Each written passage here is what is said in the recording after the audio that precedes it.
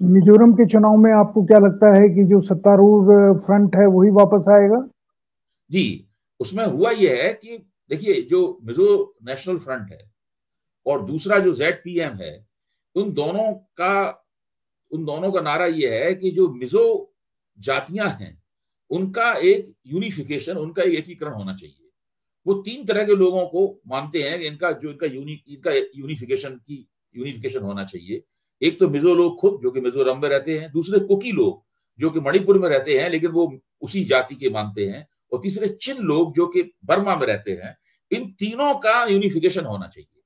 इसका नारा लगाकर मिजो नेशनल फ्रंट चुनावी मैदान में है, और इसी प्रकार का नारा लगाकर ZPM भी चुनावी मैदान में है।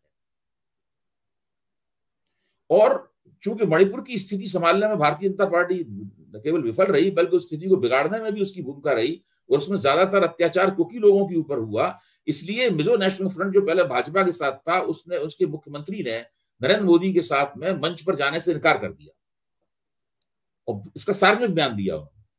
जब सार्वजनिक बयान दिया तो नरेंद्र मोदी ने वहां अपनी सभा कैंसिल कर दी। मिजोरम शायद पहला ऐसा चुनाव वाला राज्य है जहां पर प्रधानमंत्री कोई रैली करने के लिए नहीं गए। फिर बाद में प्रधानमंत्री ने अपना वीडियो संदेश वहां पे भेजा। यानी प्रधानमंत्री व्यक्तिगत रूप से मिजोरम में रैली करने नहीं गए, क्योंकि मिजो नेशनल फ्रंट के नेता और वहां के मुख्यमंत्री ने प्रधानमंत्री के साथ मंच पर जाने से इनकार कर दिया।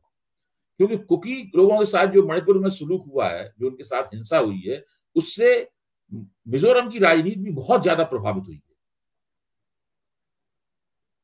राजस्थान में मैं उसमें दूसरी चीज है कि जो जो वहाँ के लोग हैं वो अभी भी बहुत भरोसा कर रहे हैं कि भले ही सचिन पायलट और दोनों बहुत साथ नहीं मिले हुए हों, लेकिन फिर भी अशोक गहलोत वापस आ सकते हैं। इसलिए मैं उसको 50-50 आपसे मान के चल रहा हूँ कि आ भी सकते हैं, नहीं भी आ सकते हैं।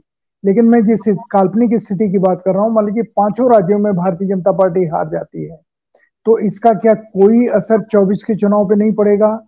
या इंडिया नाम का या इंडिया, एक मिनट, या इंडिया नाम का गठबंधन जो राज्यों में मिलकर के नहीं लड़ा, आमने सामने लड़ रहा है, वो कहीं लोकसभा में कितना असर डालेगा या नहीं डालेगा, बेअसर तो नहीं हो जाएगा? मेरा मानना यह है कि ये जो इंडिया गठबंधन में विधानसभा चुनाव को लेकर जो खींचतान चल रही है, जिस खींचतान के केंद्र में उत्तर प्रदेश समाजवादी पार्टी के नेता अखिलेश यादव हैं, और कमलनाथ ने उनके बारे में जो कह दिया, फिर बाद में अजय राय की जो वहां उत्तर प्रदेश में गतिविधियां हैं, उनकी वजह से जो चल रहा है, मुझे लगता है कि जैसे ही 15 दिसंबर के बाद में विधानसभा चुनाव समाप्त हुए, वैसे ही ये समस्याएं पृष्ठभूमि में बहुत तेजी से चली जाएंगी, हफ्ते 10 दिन के अंदर ही चली जाएंगी, और फिर लोकसभा की राजनीति ही सामने रह जाएगी। विधानसभा चुनाव की राजनीति लोकसभा की राजनीति से टकराना बंद कर देगी। मुझे लगता है कि कांग्रेस ने इस मामले में एक गलती की है, जिसकी तरफ नीतीश कुमार ने थोड़ा छींटाकशी के अंदाज में इशारा भी किया है। और वो गलती ये की है कि उसने विधानसभा चुनावों के में व्यस्त रहने के कारण इंडिया गठबंधन की सारी गतिविधियों को ठप कर दिया। अगर वो समांतर कुछ इन गतिविधियों को भी चलाती रहती, इनकी बैठकें भी होती रहती, तो विधानसभा चुनाव की जो समस्याएं आ रही हैं, उन समस्याओं को वहां विचार भी किया जाता रहता और उसका शमन भी किया जाता रहता। अभी तक इंडिया गठबंधन के किसी भी नेता ने विधानसभा चुनाव को लेकर तो आपसी टकराव उनमें दिखाई पड़ा है, लेकिन लोकसभा चुनाव की एकता पर कोई ऐसा सवालिया निशान वहां पर नहीं लगा है।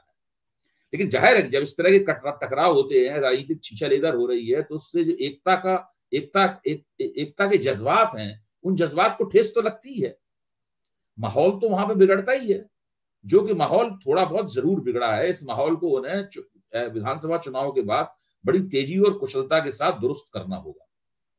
इसमें गैर कांग्रेस पार्टियों को ये लग रहा है कि अगर कांग्रेस बड़े पैमाने पर विधानसभा चुनाव जीतती है, तो कहीं उसके दिमाग में 2019 वाली हेकड़ी ना आ जाए। 2019 में चुनाव जीता था तो राहुल गांधी सोचने लगे थे हम अकेले दम पे ही मोदी को हरा देंगे, तो उन्होंने विपक्षी एकता करने की कोई कोशिश भी नहीं की थी।